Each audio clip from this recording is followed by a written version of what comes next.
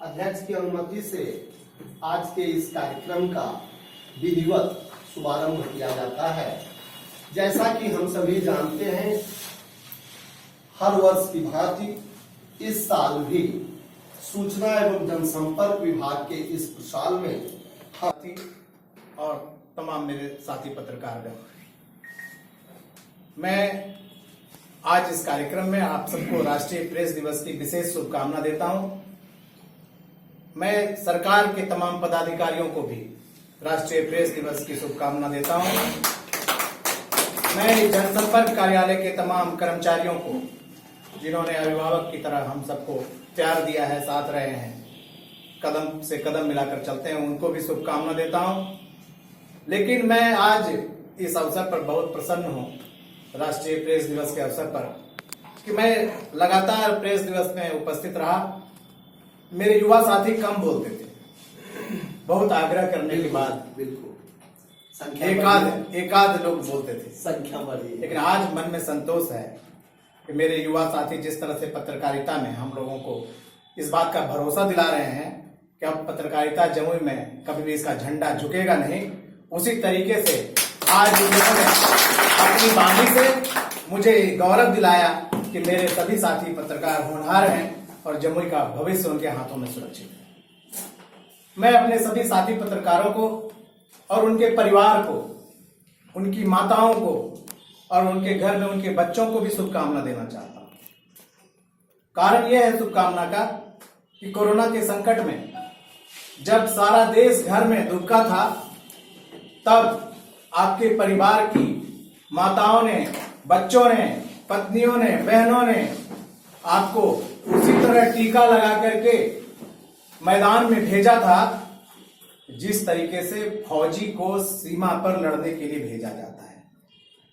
वो इस बात का भरोसा कर रही थी कि हो सकता है कि कार्य करने के दौरान उनको जान का जोखिम हो सकता है, उनके पूरे परिवार को जान का जोखिम हो सकता है, बावजूद उन्होंने पत्रकारिता के लिए आपको शहर से भेजा और घर वापस लौटने पर तालियां बजा करके आपका स्वागत किया। मैं इसके लिए आपके तमाम परिवार का भी अभिनंदन करता हूं, शुभकामना देता हूं, वो विशेष शुभकामना के पात्र है। आप जानते हैं कि फौजी को सारी सुविधा मिलती है, मैं अक्सर इस बात को कहता हूं। पत्रकारिता पर समय के साथ उंगली उठी है, कोरोना का विषय है, थोड़ा उससे हटके भी मैं बोलूंगा, क्षमा चाहता हूं। आप जानते हैं कि फौजी जब सेना में लड़ने के लिए जाता है तो उसके परिवार की सुरक्षा सरकार के हाथ में होती है कि अगर वो ना भी रहे तो उनकी सुरक्षा हो जाएगी। लेकिन एक पत्रकार जब लड़ने जाता है तो उसके परिवार और उसकी सुरक्षा की कोई गारंटी नहीं। कारण उसका एक ही है कि मैंने बचपन से सुना है, एक कहावत है कि फलाना फलाने का मांस नहीं खाता है। आत्मचिंतन का दिन है आज, आत्मचिंतन करना होगा कि हम एक दूसरे को बचाएं, बढ़ाएं। अगर मेरा युवा साथी कुछ अच्छा कर रहा है, कुछ कमजोरी है, तो उसको अपने हाथ में उठा करके आगे बढ़ा दें। ये हमारा दायित्व है, तभी पत्रकारिता बची। लेकिन हम उससे हट रहे हैं, चाहे हमारे में कमी हो, चाहे आप में कमी हो, कहीं ना कहीं कोई कमी रह गई है। आज साल में एक दिन हम लोग चिंतन करते हैं, कड़वी बातें भी आज पी लेंगे, हमें क्षमा कर दीजिएगा, कुछ कड़वी बातें मैं कहूंगा, तो इस पर विचार एक बार करना होगा।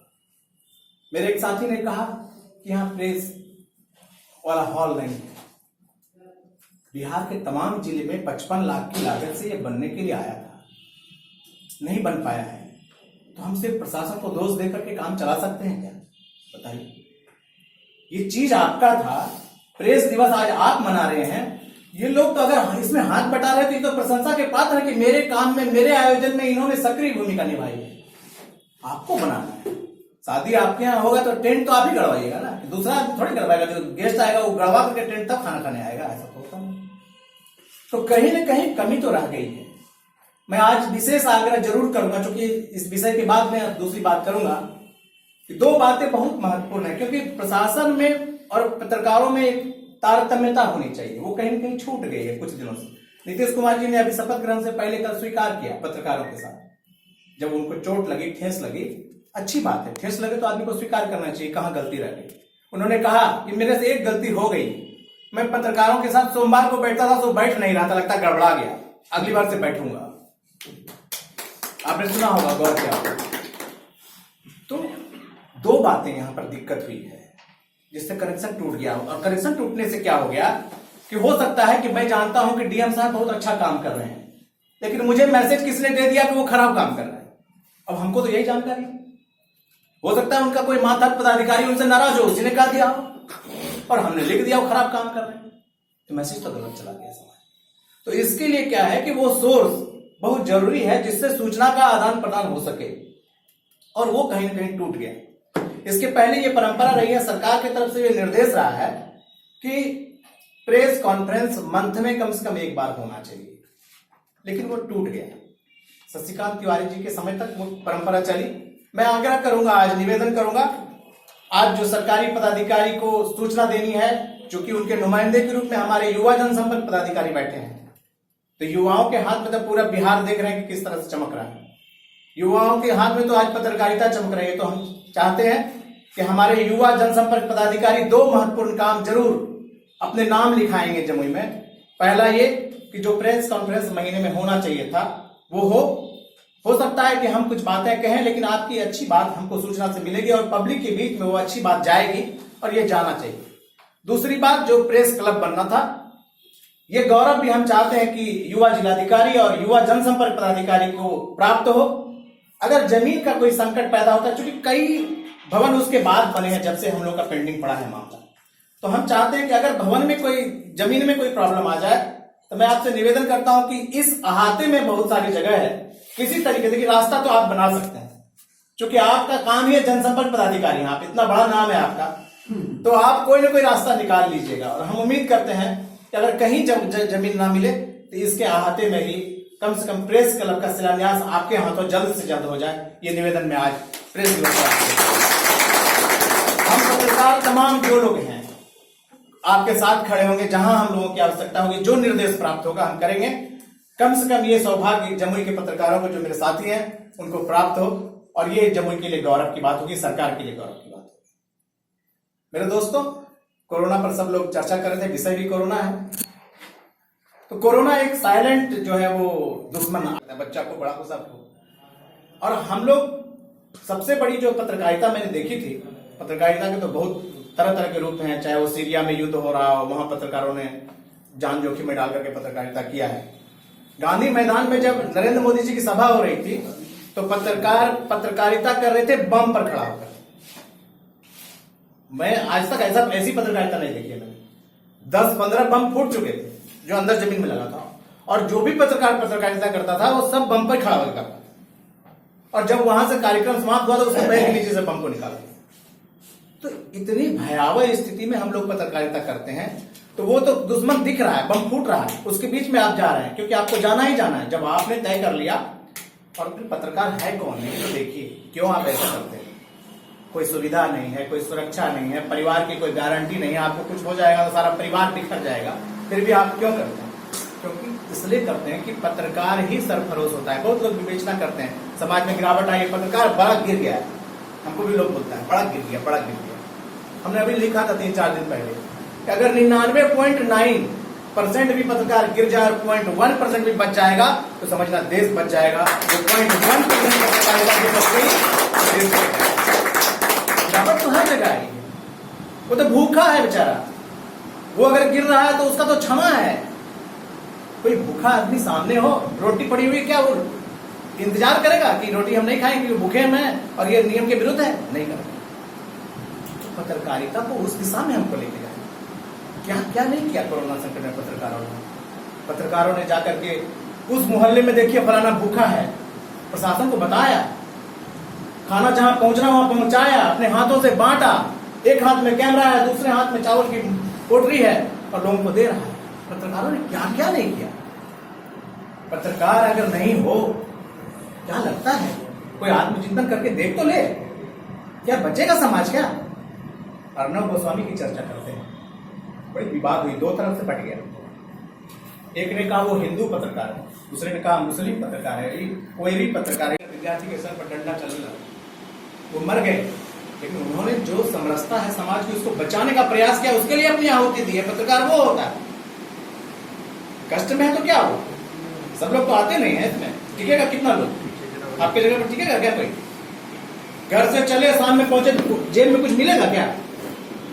पत्रकार की जेब में कुछ नहीं मिलता है। सबकी पत्नियां अपने जो घर वाले हैं उनको, उनके पॉकेट को चेक करती है तो 150 जो ठेला भी चलाता है उसको मिल जाता होगा, लेकिन पत्रकार लौटेगा तो मिलेगा? बच्चे को टॉफी मिलेगा पत्रकार के बच्चे को? हमने कहा था पहली बार जब प्रेस दिवस में ना कि एक पत्रकार को 10 रुपए मिलता है, तो जिलाधिकारी मयंक गड़बड़ी जी थे, वो घबरा गए कि क्या बोल रहे हैं। उनको मालूम ही नहीं था, उनको मालूम ही नहीं था कि 10 रुपए मिलता है, 10 रुपए भी लोग काम कर सकता है। तो फौजी से बहुत ऊपर है पत्रकार। गणेश शंकर विद्यार्थी की बात की, पत्रकार कौन? प्रताप के पत्रकार थे भगत सिंह। सरफरोश होता है पत्रकार, जिसके अंदर जुनून होता है वही बनता है पत्रकार। पत्रकार सब नहीं हो सकता है। कमाई तो आपसे ज्यादा पान वाला कर रहा है भाई, लेकिन आपके अंदर एक आत्मसंतोष है देश को बचाने का, आपके अंदर आत्मसंतोष है कि समाज को बचाने का, और उसी के चलते आप ऐसा कर रहे हैं। वरना भगत सिंह तो प्रताप अखबार के पत्रकार थे, उनसे बड़ा सरफरोश कोई था क्या? जब सारे लोग कुर्सी और सत्ता को हथियाने के लिए लगे हुए थे तो भगत सिंह ने कहा था मुझे गले में फंदा डालने दो, मैं जानता हूं मैं अपराधी नहीं हूं, लेकिन अगर मैं मरूंगा नहीं तो जनता जगेगी नहीं, और उस व्यक्ति ने गले में फंदा टांग दिया। हम तो उस पीढ़ी के पत्रकार। इधर कोरोना संकट आए चाहे बम का हमला हो, हमारा पत्रकार हर मोर्चे पर खड़ा है। और मैं आज इस संतोष के साथ, खुशी के साथ राष्ट्रीय प्रेस दिवस की दोबारा आप सबको शुभकामना दे रहा हूं कि मेरे युवा साथियों के हाथ में जमुई की पत्रकारिता गौरवान्वित हो रही है और ये आगे जाए। मैं चुनाव में गया था, बताऊं आपको, पत्रकारों में से मैं राजनीति में आ गया, मैं चुनाव लड़ने लगा। मेरे पोस्टर में, मेरे बैनर में लिखा था पत्रकार, रुपेश सिंह पत्रकार।